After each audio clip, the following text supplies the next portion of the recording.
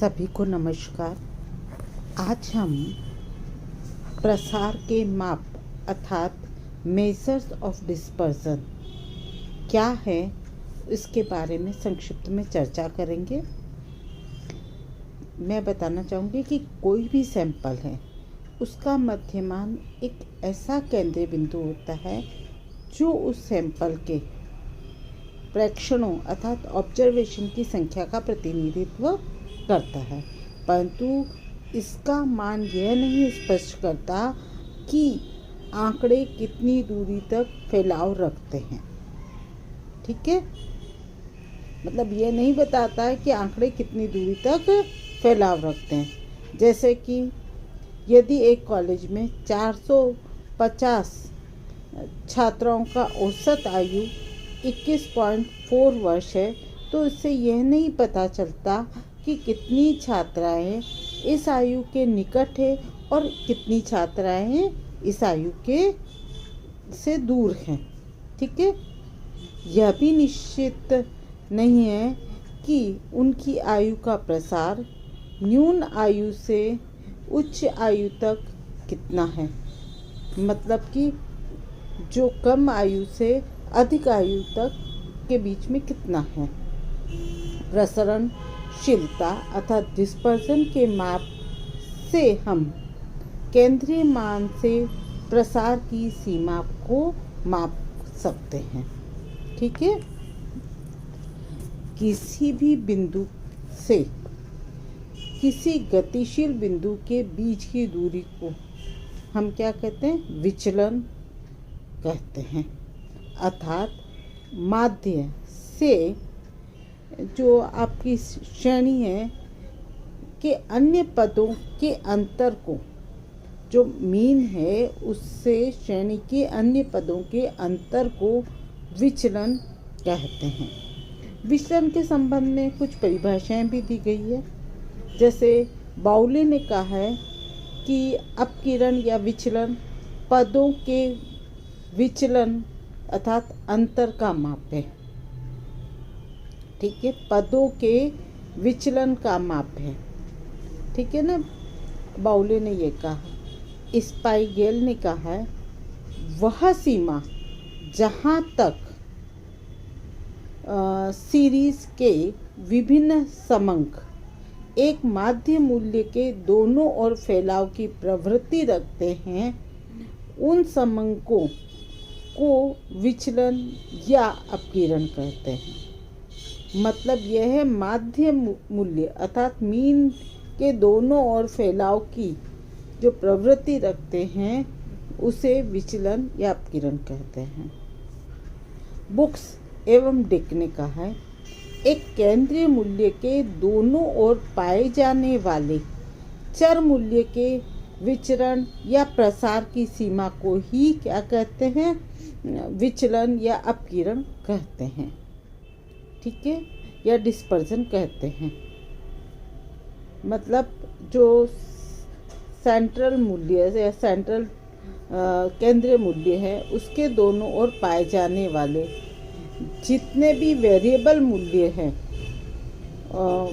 उसके विचरण या प्रसार की सीमा को ही डिस्पर्जन कहते हैं। कॉर्नर ने भी कहा है जिस सीमा तक व्यक्तिगत पद मूल्यों में भिन्नता होती है उसके माप को ही क्या कहते हैं, अपकिरण या विचलन कहते हैं।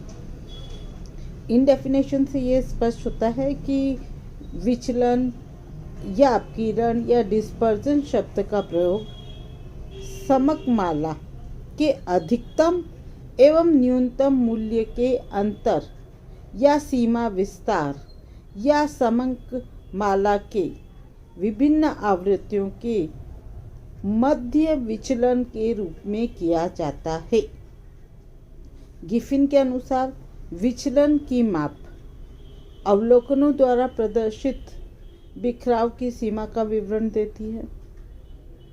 ठीक है, तथा इसे सामान्यतः किसी केंद्रीय मूल्य या उचित स्थिर चर से या वेरिएबल से विचलनों के मध्यों के रूप में मापा जा सकता है। विचलन के माप एब्सोल्यूट या रिलेटिव दोनों हो सकते हैं। अच्छा, अपन ने ये तो समझ लिया कि विचलन क्या है, कि कोई भी स्थिर बिंदु है या माध्य बिंदु है, उससे गतिशील बिंदु के बीच की जो दूरी है उसको हमने विचलन कहा है, या माध्य से जो सीरीज के अन्य पदों का जो अंतर है उसे हम विचलन या डिस्पर्जन कहते हैं। अब विचलन या डिस्पर्जन के माप की विधियाँ क्या होगी? Method of dispersion. अच्छा, मेथड ऑफ डिस्पर्जन में मुख्यतः 3-4 विधियाँ हैं जिसको हम विशेष रूप से पढ़ते हैं।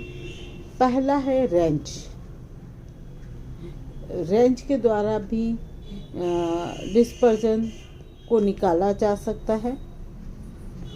किसी भी सीरीज या पदमाला के उच्चतम तथा निम्नतम पदों के अंतर को रेंज कहते हैं।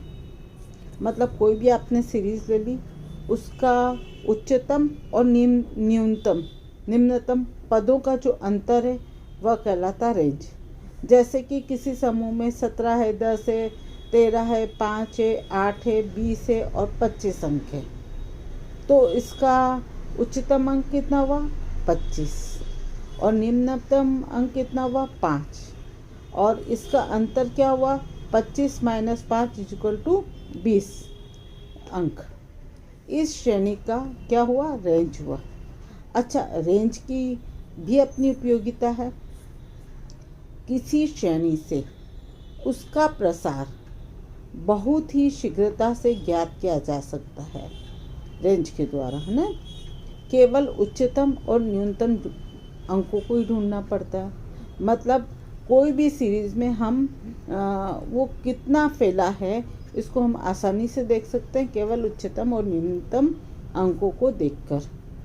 अच्छा, प्रसार के आधार पर यह भी पता लग सकता है कि श्रेणी पद मूल्य किन किन अंकों के बीच में फैले हैं। ठीक है ना, पद मूल्य किन किन अंकों के बीच में फैले हैं, इससे ये भी पता कर सकते हैं। इतना होते हुए भी रेंज का प्रयोग शीघ्रता व सरलता की दृष्टि से किया जा सकता है, परंतु परिणाम की शुद्धता इससे प्राप्त नहीं हो सकती। इसलिए रेंज को विचलन मापन का एक मोटा साधन माना जाता है। साथ ही रेंज पर जो सीरीज में विद्यमान बहुत बड़े या बहुत छोटे अंकों का अत्यधिक मान या बहुत छोटे अंकों का अत्यधिक प्रभाव जो है वह पड़ता है। ठीक है, तो इस तरह से हम क्या कर सकते हैं? रेंज का बारे में जान सकते हैं। ठीक है, अब हम आते हैं कि रेंज के बाद हम सबसे आगे ये देखते हैं कि दूसरा जो हम अपकिरण के माप की विधि है वह है क्वार्टाइल डिवीज़न या चतुर्थक विचलन। चतुर्थक विचलन क्या है? प्रसार का एक अन्य माप है। चतुर्थक विचलन, जिसे सामान्यतः अर्ध अंतर चतुर्थक विस्तार भी कहते हैं, पूरे वितरणों को 3 भागों में बांट दिया जाता है। जैसे कि Q1 25%, Q2 50%, Q3 75%। मध्य का 50% चतुर्थक ही चतुर्थक विचलन कहलाता है। जो इसका बीच का 50% है वह क्या कहलाता है? चतुर्थक विचलन कहलाता है। इसके निचले चतुर्थक और ऊपरी चतुर्थक का क्या है? रेंज है। अच्छा, रेंज की तरह ही चतुर्थक विचलन भी 2 मूल्यों के अंतर का विश्लेषण है, परंतु यह रेंज से इसलिए भिन्न है कि यह रेंज के समान दोनों सीमांत मानों पर निर्भर नहीं करता। यह तो वितरण के मध्य भाग के फैलाव को मापता है। इस प्रकार यह सीमांत मूल्यों से अप्रभावित रहता है। स्पष्ट है कि सीमांत मूल्यों की तुलना में निचला चतुर्थक अर्थात Q1 जिसे हमने 25% का और ऊपरी चतुर्थक Q3 कम परिवर्तित होते हैं। अतः चतुर्थक विचलन प्रसार का एक अधिक स्थिर माप होता है। ठीक है, आया आपको समझ में। अब तीसरा जो मापन की विधि है वो है मीन डिवीजन या माध्य विचलन। माध्य विचलन क्या होता है कि मैं इसको आपको कल बताऊंगी माध्य विचलन क्या है, और इसके आगे जो हम एक और पढ़ेंगे वह है स्टैंडर्ड डिवीज़न। इसकी चर्चा अपन कल करेंगे। आपको आया इतना समझ में? धन्यवाद।